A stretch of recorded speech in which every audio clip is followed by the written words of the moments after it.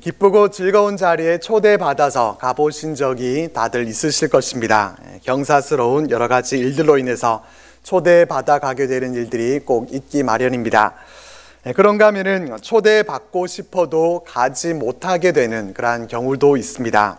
정식으로 좀 초대를 해주면은 가고 싶지만은 그러나 초대를 해주지 않아서 괜히 혼자서 갔다가 무안하게 될까 싶어서 가지 못하게 되는 그러한 일들도 있습니다. 그러니까 초대라고 하는 것은 관계 표시라고 할 수 있습니다. 나와 관계 있는 사람, 또 더 친분을 맺고 싶은 사람에 대해서는 초대를 하고 그렇게 관계를 잘 맺어가게 되고, 나와 아무런 상관이 없고 관계가 없는 사람은 초대하지 않습니다.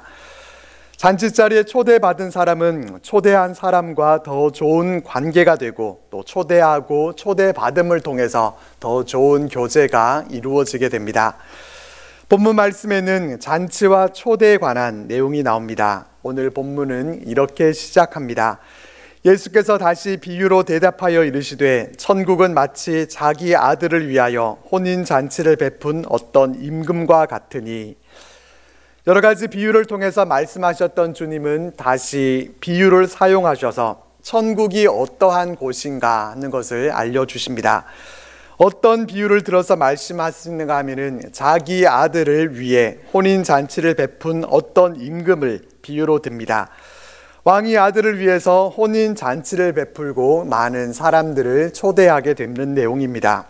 잔치라는 것이 그렇습니다. 잔치는 다른 사람들을 초대해서 축하를 주고 받고 서로 기쁨을 나누기 위해서 하는 것입니다. 축하하고 또 축하받을 필요가 없다고 하면은 잔치를 하지 말고 그저 당사자들끼리 모여서 맛있는 음식 먹고 즐기면 됩니다. 잔치를 하는 것은 가족들끼리 그냥 잘 먹고 그렇게 하자고 해서 하는 것이 아니라 많은 사람들을 초대해서 기쁨을 나누고 같이 즐거워하자라는 차원에서 하는 것입니다. 여기서 우리는 교회의 사명을 생각하게 됩니다. 교회가 해야 할 일은 많은 사람들을 초대해서 하나님의 그 기쁨을 함께 나누는 데 있습니다. 우리끼리 그냥 잘 먹고 잘 지내자, 이것은 올바른 모습이 되지 못합니다. 쉽게 말해서 성도의 교제만 나누고 있으면 안 된다는 것입니다. 이 성도의 교제가 참 중요한 것은 사실이지만은 성도의 교제로 그치는 것이 아니라 성도의 교제를 통해서 얻은 그 힘을 가지고 복음을 전하는 것이 교회의 사명입니다. 교회는 잔치를 해야 합니다. 우리끼리 잔치해서 잘 먹고 잘 지내자라는 것이 아니라 많은 사람들을 초대해서 함께 기쁨을 나눌 수 있도록 해야 합니다. 교회 예산을 사용하는 일에 있어서 우리끼리 먹고 즐기는 데 사용하는 것이 아니라 많은 사람들과 복음의 즐거움을 나눌 수 있도록 선교하는 일에 힘써야 합니다. 지난달 있었던 기간별 찬양대회에서 감사했던 것 가운데 하나는 예산을 우리끼리 즐기는 데 사용하지 않았다는 점입니다. 참가비를 받고 또 그 참가비를 그대로 상금으로 되돌려 드렸습니다. 참가 상품은 익명으로 한 분이 기증을 해 주셨고 간식비만 조금 소요가 됐습니다. 그 부분에 있어서 참 잘했다고 생각이 됩니다. 앞으로도 교회의 귀한 예산이 우리끼리 먹고 즐기는 데보다는 우리가 복음을 전하고 선교하고 교육받고 어려운 일들을 돕는 일에, 하나님 나라의 잔치에 더 많이 쓰일 수 있기를 바랍니다. 임금은 이렇게 자신의 가족들끼리만 즐거워하지 않고 여러 사람들이 와서 축하해 주기를 위해서 초청을 합니다. 임금은 종들을 보내서 그 청한 사람들을 혼인잔치에 오도록 했습니다. 임금이 자신의 아들 결혼을 위해서 준비를 했다고 하면 얼마나 준비를 잘 했겠습니까? 음식도 최고급 음식에 또 포도주를 준비하고 자리도 아주 좋은 곳으로 마련을 했을 것입니다. 그런데 놀랍게도 청한 사람들이 오기를 싫어합니다. 왕이 초대를 했는데 초대를 받았음에도 불구하고 그 잔치자리에 오기를 싫어했습니다.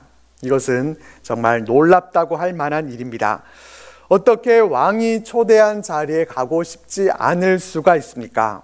평소에는 구경하기도 힘든 그런 음식들이 있을 것이고 또 가서 잘 먹고 축하해 주기만 하면 되는데 참석하기 싫은 이유가 뭐가 있겠습니까?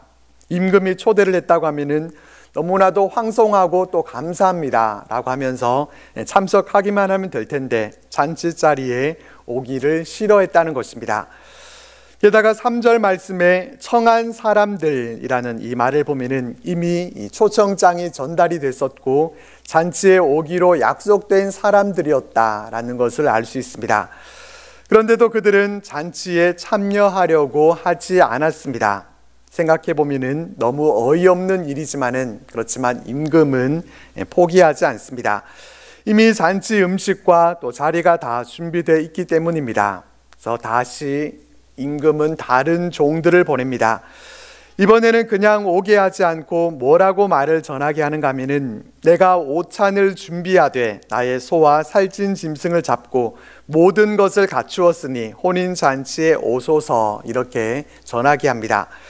임금이 오찬을 준비했는데 임금의 소와 살찐 짐승을 잡았다고 했습니다. 우리로 치면은 최고급 한우라고 보면 될 것 같습니다. 한우만이 아니라 모든 것을 갖추었다고 합니다.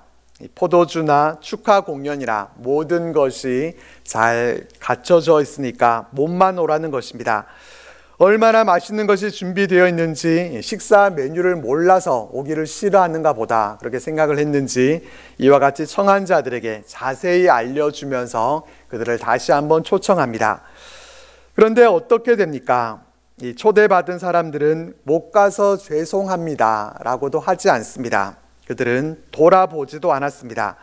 5절 말씀에 돌아보지도 않고 라는 이 말을 세번역 성경에서는 그 말을 들은 척도 하지 않고 이렇게 번역하고 있습니다. 그들은 임금의 종들이 다시 초대하는 말을 들었지만은 들은 척도 하지 않고 아예 무시했습니다. 돌아보지도 않고 한 사람은 자기 밭으로 갑니다. 일하기 바쁜데 무슨 잔치냐는 것입니다. 또 한 사람은 자기 사업을 하러 갑니다.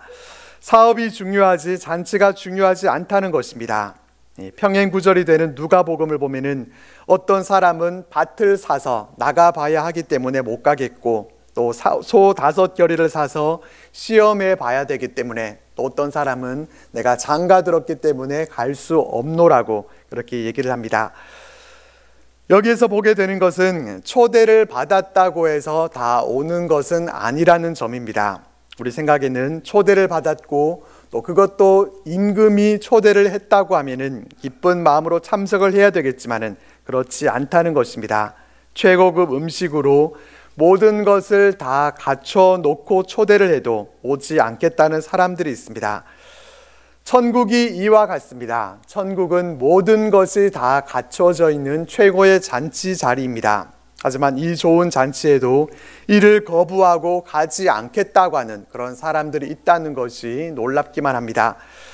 그렇다면 임금도 어떻게 하면 되겠습니까?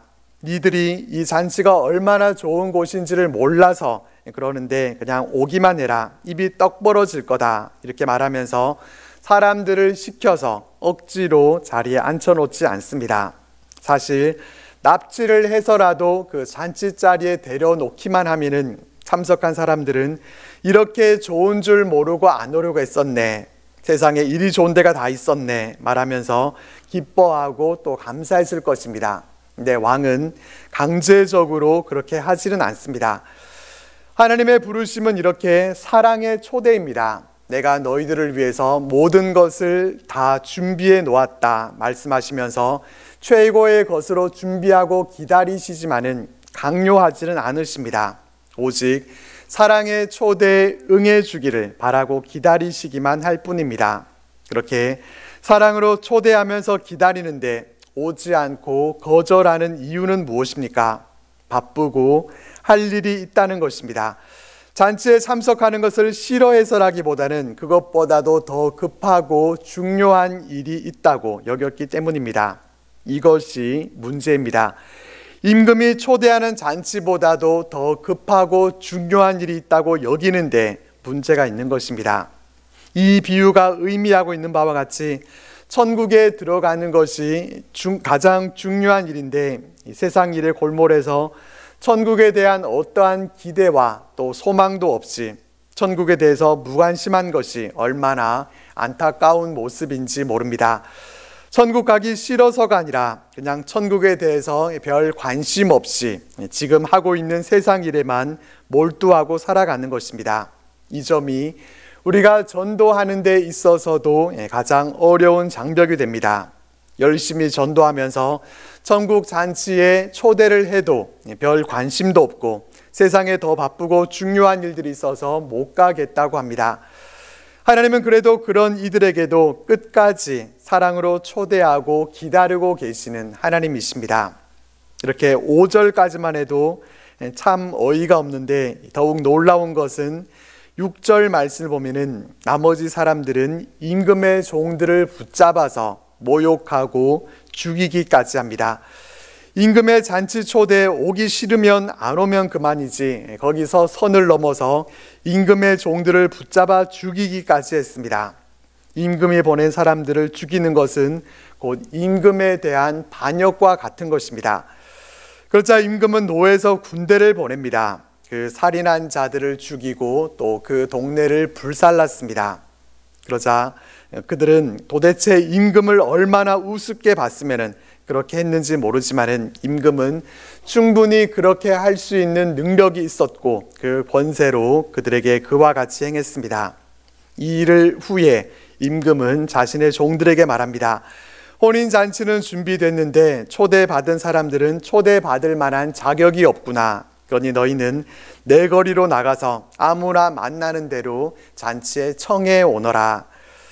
처음 초대받은 자들은 초대를 거절했지만은 하객이 없다고 해서 혼인 자체를 하지 않을 수가 없었기 때문입니다. 잔치 자리도 여전히 그대로 준비되어 있고 또 그 자리를 채워줄 하객들이 없을 뿐이지 임금은 그래서 아무든지 잔치 석상으로 데려오라고 그렇게 명령합니다. 임금은 올 사람도 없고 하니까 그러면은 잔치는 하지 말자, 우리끼리 그냥 축하하고 말자 이렇게 할 수도 있겠지만은 그렇게 하지 않습니다. 절대로 이 혼인 잔치만큼은 포기할 수 없다는 것입니다. 우리는 전도하면서 교회로 나오도록 초대를 해보지만은 안 오겠다고 하면은 곧바로 포기해버리고 그냥 그러면 말아라 이렇게 해버립니다. 임금도 그렇지 않겠습니까? 그렇게 초대도 오지 않고 초대하기 위해 보낸 종들까지 죽임당하는 그런 일이 있었는데 뭐가 좋다고 계속해서 내가 끝까지 이 잔치를 해야 되겠다 그렇게 생각을 하겠습니까? 하지만 임금은 포기하지 않습니다. 혼인잔치는 절대로 포기하지 못하겠다라고 하는 것은 이 혼인잔치가 너무나도 중요하기 때문에 다른 것들은 다 포기해도 절대로 포기하지 않습니다. 우리의 구원은 너무나도 중요한 것이기 때문에 어떠한 악조건 속에서도 우리를 구원하시고자 하는 하나님의 그 계획하심, 그것은 절대로 포기되지 않고 또 취소되지도 않습니다. 우리를 끝내 구원해내고야 말겠다는 하나님의 열심을 우리는 여기에서도 엿볼 수가 있습니다. 종들은 임금의 말씀대로 아무나 만나는 대로 데려옵니다. 거리의 사람들, 또 가난한 자, 병든 자, 악한 사람인지 선한 사람인지 가리지 않고 다 초대를 받습니다. 이 말씀은 하나님의 복음이 유대인에서 이방인에게로 확장되는 장면을 보여줍니다. 이 비유의 의미에 대해서는 다 모르지 않으실 것입니다. 우리가 알고 있는 대로 처음 초청을 받은 자들은 누구입니까? 이스라엘 백성들, 유대인을 의미합니다. 그리고 그들에게 보낸 종들은 하나님의 선지자들을 뜻합니다. 하나님은 이스라엘 백성들에게 선지자들을 보냈지만은 그들은 하나님의 말씀을 거역하고 또 그들의 외침을 무시했습니다. 하나님 나라에 들어올 생각은 하지 않고 오히려 하나님께서 보내신 선지자들을 그들은 멸시하고 죽였습니다. 그래서 하나님의 구원 초대가 이제 유대인들에게서 이방인들에게로 넘어가게 된 것입니다. 하나님은 세상의 모든 사람들을 부르셨습니다. 이 부르심을 따라서 거리에 있던 사람들, 가난하고 병든 자들, 이 모두가 하나님 나라 잔치에 참여할 수 있게 됐습니다. 이것이 복음입니다. 원래는 잔치 자리에 참석할 수 있는 그런 자격이 없었는데 초대를 받게 된 것입니다. 거리에 나가서 누구든지 데려오라 라고 한 것은 곧 자격을 따져보고 초대하지 않겠다는 것입니다. 자격을 보고서가 아니라 오직 은혜로 초대를 받게 된 것입니다. 그 은혜가 있었기 때문에 이방인들이었던 우리들도 그 은혜로 구원을 받을 수 있었습니다. 이렇게 종들이 나가서 길거리에 만나는 대로 사람들을 데려왔기 때문에 혼인잔치 자리가 이제 드디어 하객들로 가득하게 됐습니다. 그러면은 이제 잔치 자리에 이 하객들이 가득 넘치게 돼서 흥겨운 잔치로 마치게 됐다, 그렇게 이야기가 끝날 수 있겠지만은 예수님의 비유의 말씀은 여기서 끝나지 않습니다. 예수님의 말씀은 11절 말씀으로 계속해서 이어집니다. 11절 말씀을 보면은 임금이 손님들을 보러 들어왔을 때 예복을 입지 않은 한 사람이 있었습니다.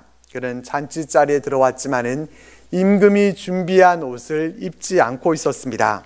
그래서 임금은 친구여 어찌하여 예복을 입지 않고 여기에 들어왔느냐 이렇게 말합니다. 하지만 왕의 이 말에 그 사람은 아무 말도 대답을 하지 못했습니다. 임금은 사환들에게 말합니다. 그 손발을 묶어 바깥 어두운 데에 내던지라. 거기서 슬피 울며 이를 갈게 되리라 하니라. 청함을 받은 자는 많되 택함을 입은 자는 적으니라. 예수님의 비유의 말씀은 흥겨운 잔치를 하는 모습으로 그렇게 끝나지 않고 임금이 예복을 입지 않은 사람을 내쫓게 하는 모습으로 그렇게 마무리가 됩니다. 우리는 여기서 아무나 데려와서 자리를 채우라고 해놓고서는 옷을 입지 않았다고 하는 그 이유 때문에 그 사람을 내쫓은 것에 대해서 이것이 이해가 잘 되지 않을 수 있습니다. 이 부분은 이런 것입니다. 당시 왕의 혼인 잔치에서는 주인이 손님들에게 예복을 제공하는 그런 관습이 있었습니다. 그렇기 때문에 잔치에 참여한 이상 이 예복을 입지 않았다라고 하는 것은 그저 실수한 것에 그치는 것이 아니라 왕의 은혜를 거절한 태도를 의미합니다. 예복은 단순한 옷이 아니라 믿음과 의, 새 사람, 또 거룩한 삶의 상징입니다. 예복은 단순히 복음 초청을 받은 것이 아니라 복음에 합당한 믿음과 또 그 믿음의 삶으로 응답한 상태를 상징합니다. 그래서 예복을 입지 않고 잔치에 참여한 그 사람은 임금의 초대에는 응했지만은 이 내면의 변화, 의의 옷을 입지 않았기 때문에 하나님 나라에 합당하지 않은 사람으로 그렇게 판명되게 됩니다. 복음은 모두에게 열려 있고 또 모두를 하나님 나라의 잔치로 초대하지만은 아무나 다 들어갈 수 있는 것은 아니라는 것입니다. 구원은 은혜로 주어지는 것이지만은 그 은혜는 오직 믿는 자에게 임하게 됩니다. 우리의 의나 우리의 착한 행실이라고 하는 그러한 옷을 입어도 되지 않고 오직 예수 그리스도의 의로 옷을 입게 될 때 잔치에 참여할 수 있는 그런 자격을 얻게 됩니다. 예복을 입는다고 하는 것은 예수 그리스도를 내 구주로 믿고 그 은혜 안에 살아가는 것입니다. 주님은 이 천국 비유를 14절 말씀에서 청함을 받은 자는 많되 택함을 입은 자는 적으니라 라는 말씀으로 마무리를 하십니다. 청함을 받은 자가 많다는 말은 하나님의 초청은 제한이 없다는 것입니다. 청함을 받은 자는 복음을 받은 모든 사람들입니다. 그리고 택함을 입은 자는 하나님의 초청의 믿음으로 응답한 사람들입니다. 이들은 많지 않고 적다라고 주님은 말씀하십니다. 단순히 복음을 듣고 초대받아 들어온 것이 아니라 합당하게 준비된 사람, 복음을 듣고 삶으로 살아내는 사람을 찾으신다는 것입니다. 이를 통해서 우리는 우리의 모습을 돌아봐야 합니다. 우리는 청함을 받은 것으로 끝나지 않고 택함을 입었는지를 점검해 봐야 합니다. 복음을 듣고 우리가 구원받은 자가 됐는데 구원받은 것에 만족하지 않고 예복을 잘 입고 있는지, 복음을 삶으로 살아내고 있고 또 천국 잔치에 참여하기 합당한 자로 살아가고 있는가 하는 것을 우리는 생각해 봐야 합니다. 예수님의 의로 옷 입은 사람, 마음의 겸손과 회개의 옷을 입은 사람, 사랑과 용서의 옷을 입은 사람이 진짜 잔치의 손님으로 참석할 수 있습니다. 본문 말씀을 통해서 우리 마음에 새겨야 할 것은 무엇보다도 우리끼리 즐기는 잔치가 아니라 잔치를 베풀어서 많은 사람들과 복음의 기쁨을 함께 나누어야 한다는 것입니다. 이제 다음 주일에 전교인 출석 주일을 맞이하게 됩니다. 아직까지 전국 잔치에 참석하지 못하고 있는 분들, 그동안 일이 바쁘고 다른 일이 있어서 하나님 나라에 무관심했던 분들, 우리는 이들을 초대해야 합니다. 좋은 잔치 자리가 있는데도 관심도 없고 또 바쁘다는 핑계로 초대를 거절하는 우리의 이웃들을 우리는 돌아봐야 합니다. 우리는 본문 말씀에 나오는 임금의 종들이 되어야 합니다. 이 왕의 종들이 초대장을 들고 거리로 나갔듯이 우리도 복음의 초대장을 들고 세상으로 나아가야 합니다.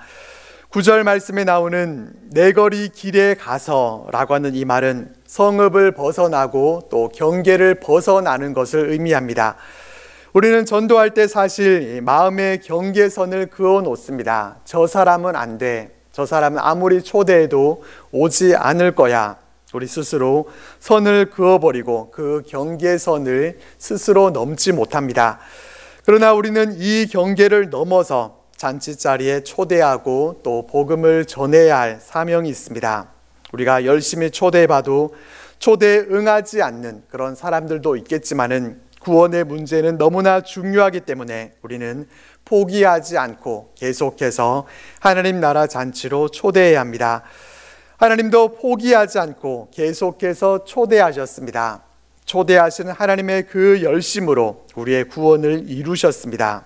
우리 또한 구원받을 자격이 있어서가 아니라 하나님이 복음으로 초대해 주셔서 구원받은 하나님의 백성들이 되었음을 우리가 기억하면서 우리 또한 천국 잔치로 초대받아야 할 분들을 초청해야 할 것입니다.